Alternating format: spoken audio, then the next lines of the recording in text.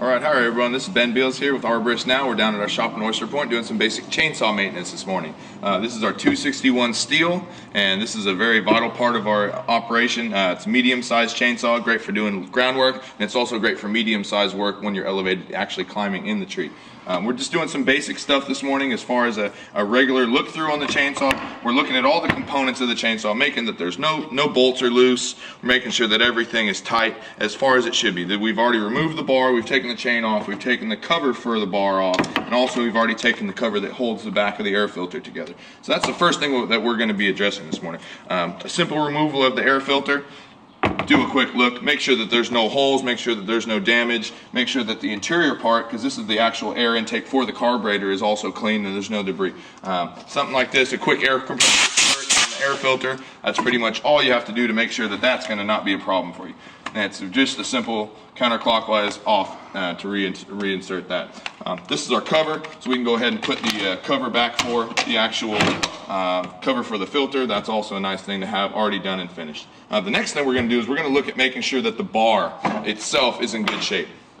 First thing we're going to do is we're making sure our sprocket here at the very front is turning. There's no irregularities with it. All the teeth are not worn down. The sprocket is in good shape. As you can see, it's turning very nicely, and so that's something you need to really always make sure. Next thing we're going to look at is making sure that there's no debris as far as the top side of the bar on this side, and also this side as well. You don't want any buildup, something like that. That's going to be a big problem. And the next thing too, you want to make sure that there's no debris on the edge of the bar as far as the sides. Both sides of the bar need to make sure that you're very clean. There's no buildup. Things like that can become a big problem as far as the regular maintenance of a bar on a chainsaw. And the next step, which is probably the most important for the bar itself, is that there's a very small oil port where this is the moment where the oil actually enters the grooves into the chainsaw. And so this is something that we want to make sure that this is nice and clear. If there's even a small amount of debris, this can cause the oil not to flow into the grooves in the chainsaw, and you will not be lubricating the chain, which will cause a lot of problems, heat, wear, a lot of damage. So that's something that's really important. The next thing that we definitely want to make sure that we're doing is we're using our tool here. This is something that you use to put into the groove of the chainsaw where the guides go. This is something where you're going to clean out debris. So we just pulled some out right there on the ground. This is just a quick and easy step to make sure that you're going to be able to lubricate the chain in the chainsaw when it's moving. If there is debris in either side of this bar, you're not going to be able to move the oil. Chainsaw is going to get too hot. It's not going to run properly. So this is something that takes literally a couple times on either side, and then you're done. You're cleaning that up. So on to the next stage of things. We have the cover for the actual bar cover itself. You're going to get a lot of debris and material that's going to build up in here over time. It's in pretty good shape. Make sure you're scraping out any debris that's in here, excess debris, just extra weight, and also it can get too hot. It can actually melt some of the plastic. Hit it with the air compressor, something like that's a really good thing to have done. Pretty much the next stage after that, we're going to go ahead, do a basic look at the front of the bar, make sure that the dogs are all in good shape. We've got our metal here in the front. The bolts for the chainsaw itself are in good shape, so that means we're going to be able to reinstall the chain onto the chainsaw itself. So once we have our bench here, we pretty much are going to be able to go ahead, lay this in, make sure that the grooves are all nice and straight. From this moment, pretty much, you're going to be able to have the chain on the chainsaw itself, and then once you get that point done, you're going to be able to just pretty much slide the sprocket right back onto the chainsaw. Now that we've already done it, the chain's already loose enough so that you can pretty much have it sitting at this point where you're not going to have to worry about how to pretty much get it back in. Once you get that cover on, you'll be able to then reinstall this scabbard for the chainsaw itself, and then at that point, you'll be able to just tighten up some of these bolts, and then once that is completed, you're going to be able to go ahead and tighten up the rest of the chainsaw.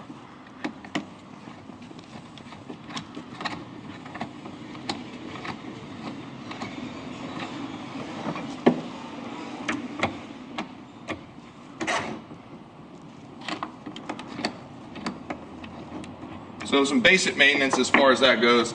We've done the air filter, we've checked the bar, we've cleaned the bar, we've cleaned the cover for the chainsaw as well. We've made sure that the chain is good and sharp, and also made sure that the oil port on the bar itself is also fair and clear. So things like that are a basic maintenance that we do pretty much almost daily on all of our chainsaws, and it's something that really makes the longevity and the life of the saw really last, and make sure that when we're operating in the field that things are up to par and we have good working equipment, so that we're always going to be able to do the best job possible. So, all right, so we're doing the next important section of the chainsaw maintenance. So we've already looked at the chainsaw, we've made sure all the parts are clean and working. Now we're going to look at the tension actually of the chain with the bar. This is something that needs to be checked very consistently as far as once you're running the chainsaw and things are actually being worked. The chain will expand when you're running it once it gets hot, so the tension of the chain itself to the bar is something that really needs to be looked at pretty much constantly throughout when you're working with the chainsaw at any time. The bolts are slightly loosened so that the cover is taut, but then you're still able to use the adjustment screw of the chainsaw itself. You can actually see the chainsaw loosening and tightening, and there is about a certain amount of tension that you want to attain.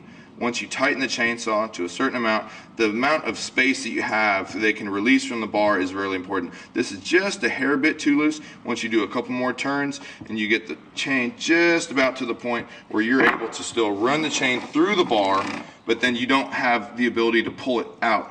When you have the teeth actual sit in the bar itself, this is something that you need to make sure that you cannot release them fully. And so once you have the tension properly on the chain itself, then you finish the tightening of the actual cover so that the movement of the bar is then limited to the point where you are then able to completely have a nice sharp chain, and also the tension in which you're still able to move the chain itself. And since we cleaned the grooves like we did in the earlier video, if you don't clean the grooves itself, you might have a lot of friction, you might have a lot of wear here, you might have some things that would limit the debris inside of the actual grooves of the bar, so that the movement here is actually more difficult than it should be. This is just exactly perfect the way we'd like it to be. It's nice and tight, the bar is moving, and it's very taut. You don't want to make sure that the bar stays, the chain is too loose on the bar, because that can cause a lot of problems. It can derail from the bar itself, and also it can damage the interior sprocket on the inside here. This is definitely something we want to make sure we're always looking at. Alright, so we're outside now, our shop here in Oyster Point, Arborist now. We've got our chainsaw pretty much put all back together. We've got the air filter cleaned up. Like we said, we cleaned the bar, we cleaned the cover for the chainsaw, and the last step that we did was we made sure that all the tension is proper on the bar itself with the chain. So now that that's all done, I'm now wearing a helmet. This is extremely important. So we've got eye protection on the helmet, and we also have our ear protection. So before you start the chainsaw at any time, both of these should be worn at all times. Something that we have to practice and really make sure that it's happening. So now once that's done, we're just about ready to start the chainsaw. The choke is here on the side, so you're going to put the choke lever down so that this is a cold chainsaw once it starts. Pretty much put it between your legs, brace the chain.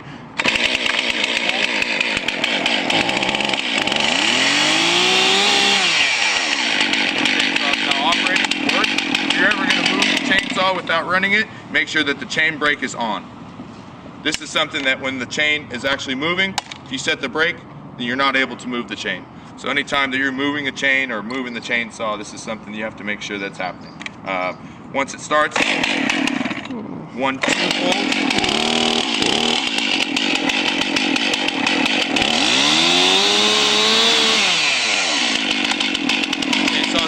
Warmed up now. You're going to be able to just let it idle for a little bit, making sure that the chain brake is on. The chainsaw maybe take 20-30 seconds to warm up. Once the motor's warmed up, it's running now. Once the chainsaw is a little bit warm, you want to make sure that your chain tension is still properly done. This is just about perfect, so we're ready to go to work now.